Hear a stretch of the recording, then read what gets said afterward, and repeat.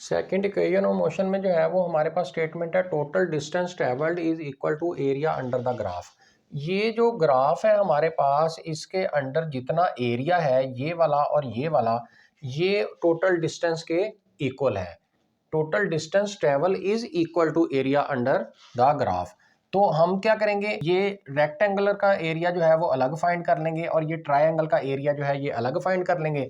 दोनों को प्लस कर देंगे तो हमारे पास जो है वो टोटल एरिया जो है वो निकल आएगा। तो इसका हमारे पास फार्मूला इसी के अकॉर्डिंग हम लिखते हैं कि एस टोटल डिस्टेंस से शो करते हैं इसको। S is equal to rectangular, क्या चीज़ है रेक्टेंगल हमारे पास जी, O A C D, O A C D plus area of triangle. Triangle क्या है जी, ए बी सी, ए बी सी। ये दोनों का एरिया जो है ये हमारे पास टोटल डिस्टेंस के बराबर है। तो हम जो है वो इसमें अलग अलग भी वैल्यूज पुट कर सकते हैं और इकट्ठी भी इसी फार्मूले में वैल्यूज पुट करके आंसर निकाल सकते हैं। लेकिन हम जो है वो इसका रेक्टेंगुलर का एरिया अलग निकाल देते हैं और उसका अलग निकाल के दोनों को एंड पे ऐड कर देंगे। तो हम इसको जो है वो इक्वेशन नंबर 1 का नाम दे देते हैं। ये हमारी इक्वेशन नंबर 1 हो गई। फिर एंड पे इस इक्वेशन नंबर 1 में हम वैल्यूज पुट कर देंगे। तो सबसे पहले जो है वो हम ये रेक्टेंगुलर जो है इसका एरिया फाइंड करते हैं। तो इधर लिखते हैं जी area of O A C D is equal to, किसी भी रेक्टेंगुलर का एरिया जो है वो निकालने का क्या फार्मूला होता है हमारे पास, मैं इधर लिख भी देता हूँ। रेक्टेंगुलर का जो एरिया है, रेक्टेंगुलर उसका एरिया जो है वो निकालने का फार्मूला होता है हमारे पास लेंथ मल्टीप्लाई विड्थ। यानी कि ये लेंथ और ये विड्थ जो है ये मल्टीप्लाई करेंगे तो हमारे पास रेक्टेंगुलर का जो है वो एरिया निकल आएगा। लेंथ हमारे पास है जी ओ ए मल्टीप्लाई विड्थ है जी ओ डी। तो इन दोनों को मल्टीप्लाई करवाने से हमारे पास रेक्टेंगुलर का एरिया निकल आएगा। तो इसमें वैल्यूज पुट करते हैं। तो ओ ए जो है ये हमारे पास, ये देखें ओ ए जो है ये इनिशियल वेलोसिटी है वी आई। तो ओ ए हमारे पास फिर वी आई हो गई और मल्टीप्लाई ओ डी जो है ये हमारे पास क्या हो गया जी, ओ डी हमारे पास टाइम हो गया। तो इन दोनों को मल्टीप्लाई करवाने से हमारे पास जो है वो ये बना जी वी आई टी। तो इसको जो है वो हम इक्वेशन नंबर 2 का नाम दे देते हैं। ये हमारा जो है वो इस रेक्टेंगुलर का एरिया निकल आया। अब हम इस ट्रायंगुलर का एरिया फाइंड करते हैं। तो एरिया ऑफ ट्रायंगल जो है वो हमारे पास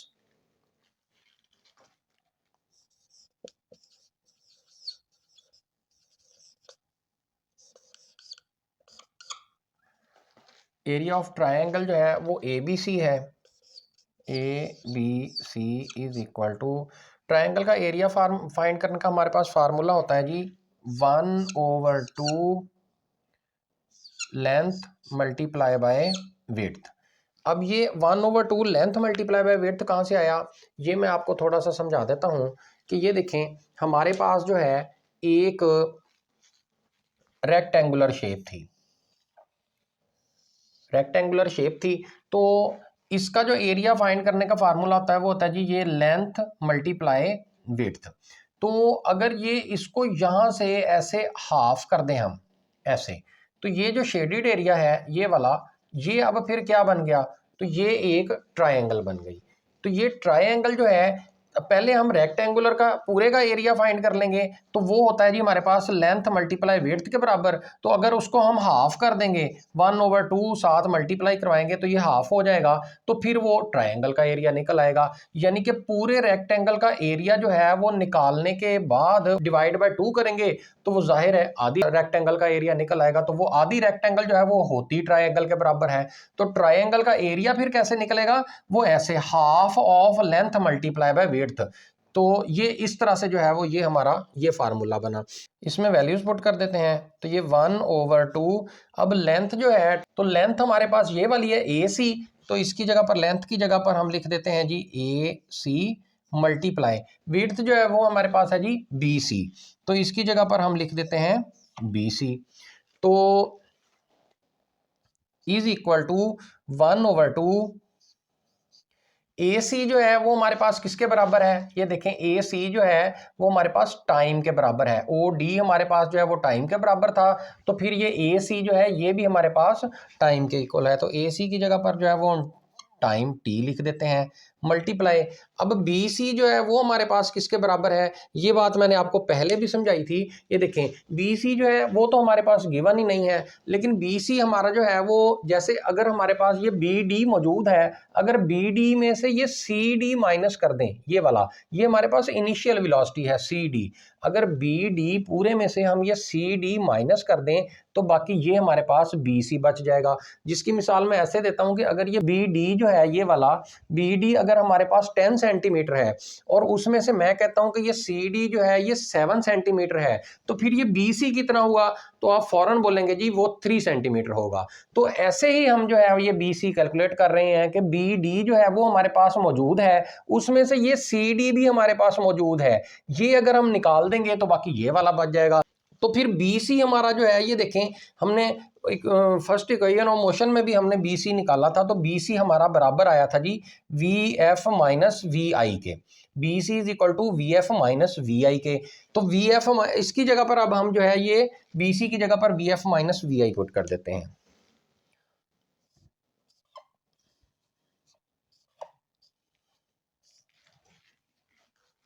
अब ये VF माइनस VI जो है ये हम यहाँ पर first equation of motion use करते हैं, मैं इधर लिख देता हूं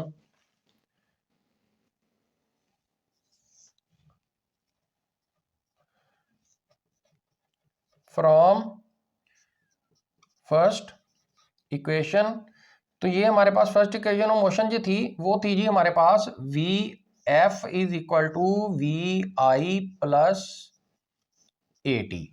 तो यहां पर जो है अब ये देखें हमारे पास जो है ये AT जो है VI इसके साथ प्लस हो रहा है, इधर आके माइनस हो जाएगा, तो ये बनेगा जी VF minus VI is equal to AT। VF minus VI की वैल्यू हमने निकालनी थी, VF माइनस VI की वैल्यू जो है वो हमारे पास AT आई है फ्रॉम इक्वेशन 1 से। कैसे आई है मैं दोबारा बता देता हूं कि हमारे पास ये इक्वेशन 1 थी VF is equal to VI plus AT, तो हमने ये AT अलग कर दिया, तो ये VI जो है इसके साथ ये प्लस हो रहा था, इधर आके इज इक्वल टू के ये माइनस हो जाएगा, तो VF minus VI is equal to AT बन जाएगा। अब VF माइनस VI की जगह पर जो है वो हम ये वाली वैल्यू पुट कर देंगे, तो ये हमारे पास बनेगा जी 1/2 T मल्टीप्लाई AT। तो ये AT के साथ जब ये T मल्टीप्लाई खाएगा तो ये AT का स्क्वायर बन जाएगा, तो ये बनेगा जी 1/2 AT का स्क्वायर। तो ये हमारे पास जो है वो ट्रायंगल का एरिया भी आ गया, इसको जो है वो इक्वेशन नंबर 3 का नाम दे देते हैं।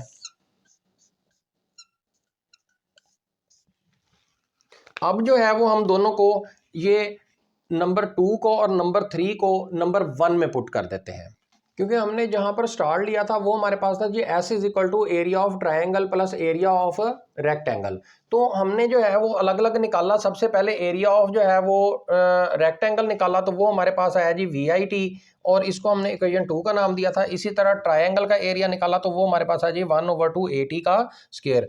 बुक में आपके पास डायरेक्ट AT का स्क्वायर लिखा हुआ है, ये वाले स्टेप जो है वो नहीं है, लेकिन यही मसला जो है वो आपके साथ बनता है कि ये जो बेसिक चीज़ें हैं, जो मेन चीज़ें होती हैं वो बच्चों को पता नहीं होती, वो रट्टे लगाते हैं, और रट्टे लगाने की वजह से जो है ये सवाल आपका गलत हो जाता है। लॉजिक के साथ चलना है आपने, लॉजिक के साथ, ये बहुत आसान है, कुछ भी इसमें मुश्किल नहीं है, लॉजिक के साथ बस इसको समझ के फिर आपने करना है। आपको कहीं से समझ ना आए तो आपने वीडियो को रोकना है और वापस बैक करके फिर दोबारा देखना है। बार बार देखने से ये आपको, अगर किसी स्टेप की समझ नहीं आती तो वो उसको बार बार देखेंगे तो वो आपको समझ आ जाएगी। ये पूरी डिटेल से मैं आपको जो है वो ये समझा रहा हूं। अब क्या करेंगे हम, इस फार्मूले में जो है ये हमारा जो फर्स्ट इक्वेशन थी इसमें जो है हम ये दोनों वैल्यूज पुट कर देते हैं, तो ये आपके पास बनेगा जी S इज इक्वल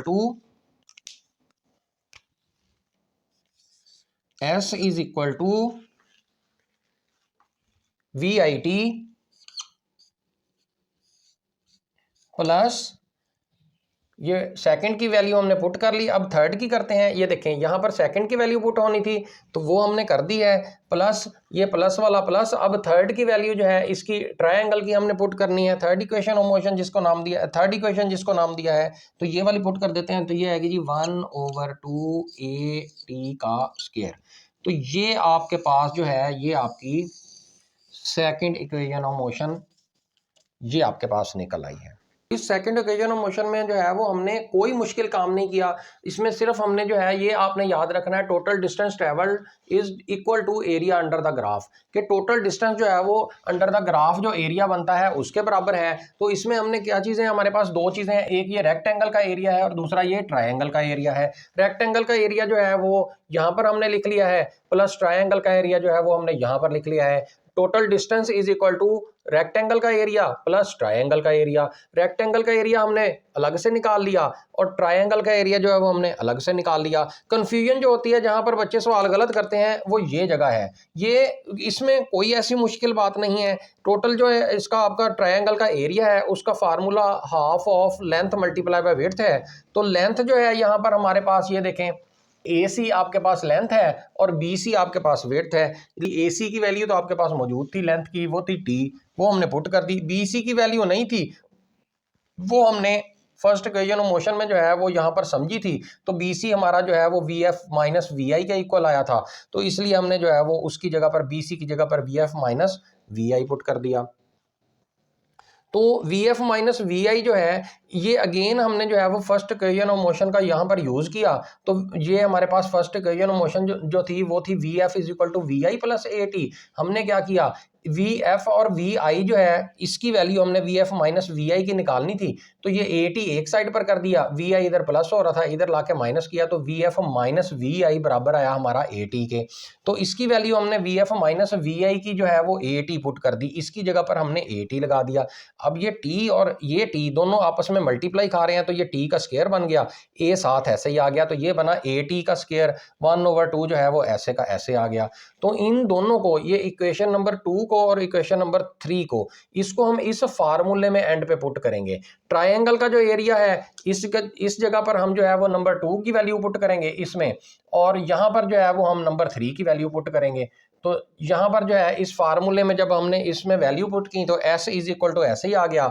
नंबर 2 की जो वैल्यू थी वो हमारे पास VIT थी वो आ गई, तो ये प्लस का प्लस लिख दिया, और इसकी जो वैल्यू थी तो उसकी हमारे पास 1/2 AT का स्क्वायर था, तो 1/2 AT का स्क्वायर लगा दिया, हमारी इक्वेशन ऑफ मोशन सॉल्व हो गई।